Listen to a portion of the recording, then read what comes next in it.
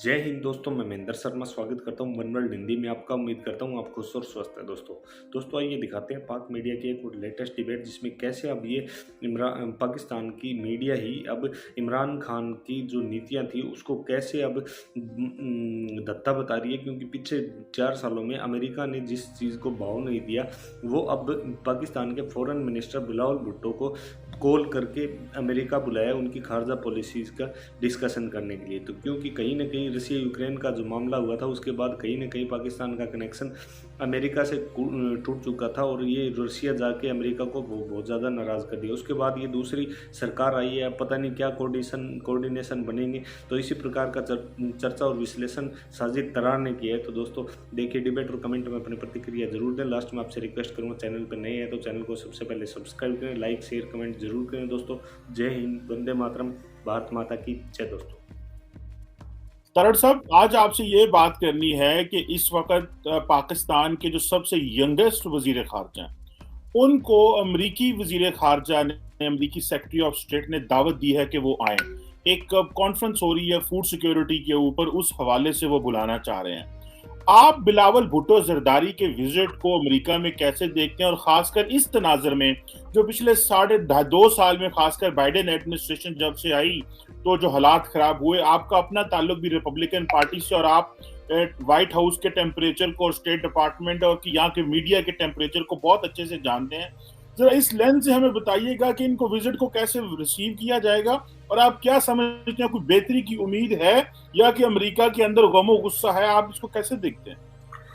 चीमा साहब, ये जो आपने एक क्वेश्चन खासकर पाकिस्तान अमेरिका रिलेशनशिप के बारे में जो बात हम शुरू करने लगे हैं, उससे पहले मैं समझता हूं कि समझाना जरूरी होगा इस वक्त के अपने देखने वालों को कि दुनिया में इस वक्त जो कुछ भी हो रहा है उसका एक जो मेजर एक फ्लॉ है वो क्या है। वो ये है कि इस वक्त जब रशिया टूटा, जब और उसने अमेरिका को एक स्पेस दी to become a sole super power on the planet, एक टाइटल मिला, तो उस टाइटल को अब वो टाइटल जो है वो अमेरिका अपने हाथों से लूज होता नजर आ रहा है। इस वक्त जो कुछ भी हो रहा है दुनिया में, सबसे पहले चाहे उसको पाकिस्तान के अंदर जो इमरान खान साहब उसके खिलाफ जो एक बातें शुरू कर रहे हैं, चाहे अगर देखा जाए तो भारत रशिया से तेल ले रहा है, चाहे उसको देखा जाए, चाहे चाइना को देखा जाए कि वो ताइवान के साथ क्या करना चाह रहा है, चाहे देखा जाए कि नॉर्थ कोरिया क्या कर रहा है, इस सब के पीछे एक इसकी वजह है American weak foreign policy. America का अंदर अपना एक टूटता इंतशार, अमेरिका के अंदर जमहूरी वैल्यू का फुकदान, अमेरिकन इलेक्शन सिस्टम पे लोगों का एतबार ना होना और जो बाइडेन साहब कमजोर होना, ये सारे इलामात, सारी चीजें इनको देखा जाए तो इसका ये सबसे बड़ा एक जो रीजन है फंडामेंटल, वो ये है कि जो कुछ भी दुनिया में हो रहा है उसके पीछे American weak foreign policy. America अपनी ग्रिप लूज करता जा रहा है। अमेरिका के हाथों से दुनिया बिल्कुल इसी तरह निकलती नजर आ रही है जिस तरह हाथों से रेत निकलती है। मैंने कुछ आपको तो अंदिये बताए, मैंने कुछ चीजें तो बताने की कोशिश की, लेकिन इस list is huge, is long. देखें, France is becoming a big leader in Europe. जो इस वक्त फ्रांस, जो हमारे एलाइज जिनको अमेरिका ने कभी बचाया था, वो अपनी कॉन्फ्रेंस में अमेरिका को बुलाना पसंद नहीं करते, वो अपने इंडिपेंडेंट डिसीजन खुद ही ले रहे हैं। मेरे इसी तरह की चीजें हैं। वरना देखें, इमरान खान साहब जिस तरह हालते जंग में जाना चाहते हैं अमेरिका के साथ, अगर अमेरिका की फॉरेन पॉलिसी स्ट्रांग होती तो आज ये टाइम नहीं आ रहा था। मैं ये सबसे पहले एक फंडामेंटल चीज सामने रखना चाह रहा था।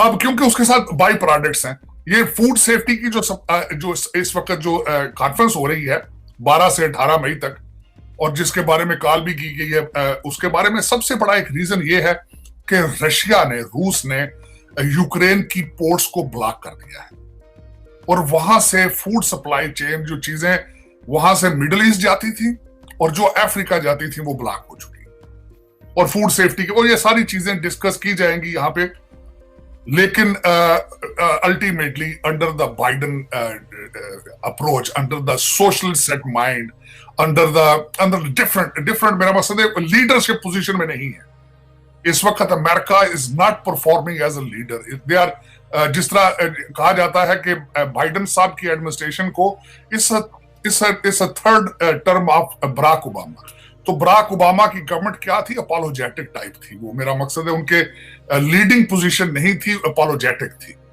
अब उस in under given circumstances Tony Blinken साहब ने कॉल की जब उन्होंने हमारे बिलावल साहब को, तो उसमें जो दो चीजें उन्होंने, एक तो इनविटेशन दी बायलैटरल रिलेशनशिप, और अफगानिस्तान के बारे में उन्होंने कहा कि बायलैटरल रिलेशनशिप और बायलैटरल डायलॉग जो शुरू होगा। अब इस वक्त मैं एक चीज छोटी सी मेंशन करना चाहूंगा कि इस वक्त where we stand at, Pakistan का रिलेशनशिप भारत अमेरिका के साथ, वेयर दे स्टैंड एट, इनके एक्सक्यूज मी, जब कहते हैं कि किसी चीज के मर्ज को जब देखें तो उसका पहले ये बताना चाहिए कि इसके अलामात क्या हैं, इसके सिम्टम्स क्या थे, आज हम कहां खड़े हैं, और उनके ब्लॉकेज क्या है। इस वक्त अमेरिका और पाकिस्तान के दरमियान जो एक बहुत बड़ी खलीज बन चुकी है, उसकी वजह क्या है, उसकी भी एक अपनी एक हिस्ट्री मौजूद है। सबसे बड़ी तो एक तो ये है कि इस वक्त इमरान खान साहब एंटी अमेरिकन कार्ड खेल रहे हैं, और खासकर बार बार इसको रिपीट कर रहे हैं। हालांकि उन्होंने अब से चंद घंटे पहले ओवरसीज पाकिस्तानीज को भी जो उन्होंने खिताब किया है, उसमें भी एंटी अमेरिकन उन्होंने चीजें की हैं।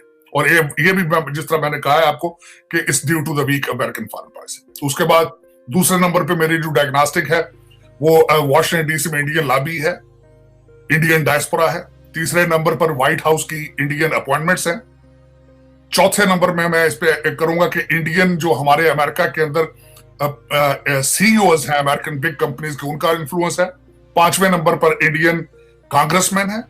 छठे नंबर में पाकिस्तान के अंदर सीपैक और चाइनीज तरफ जो टिल्ट है उनका। सातवें नंबर पर पाकिस्तान का करप्शन इंडेक्स।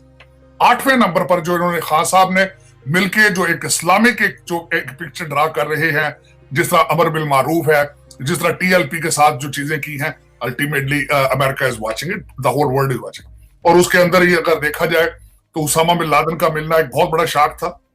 और उसके बाद 10वां जो लास्ट पॉइंट जो इस वक्त रोक रहा है, पाकिस्तान का केयरलेस होना, केयरलेस बिहेवियर, के दे डोंट केयर कि एक चीज रुकती है तो उसको जोड़ने की कोशिश की जाती है, तो इंटरेस्ट फैक्टर नहीं है वहां पे, lack of interest.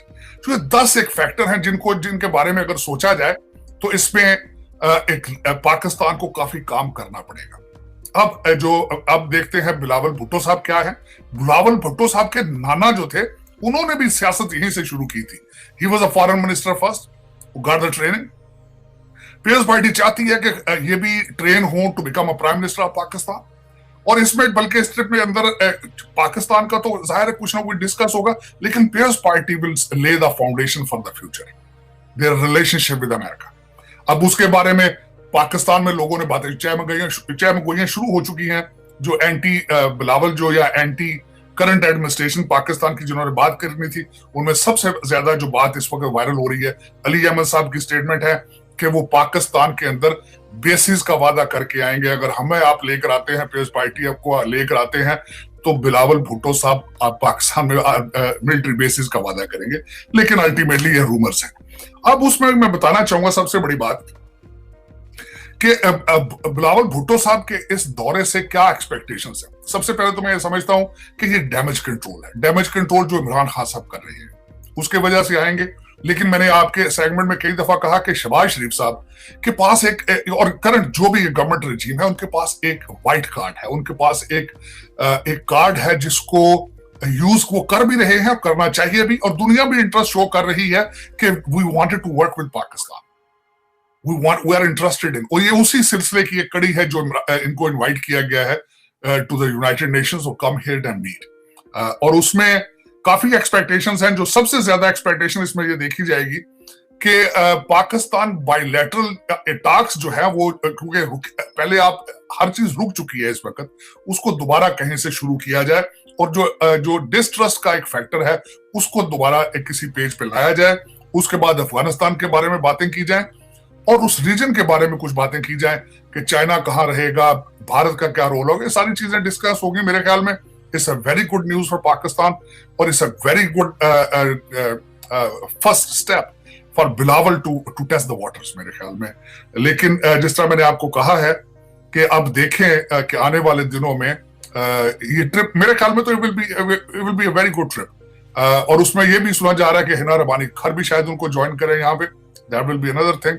both are young leaders, both are the young politicians to learn a lot of things.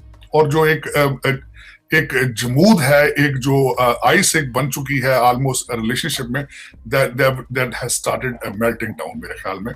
और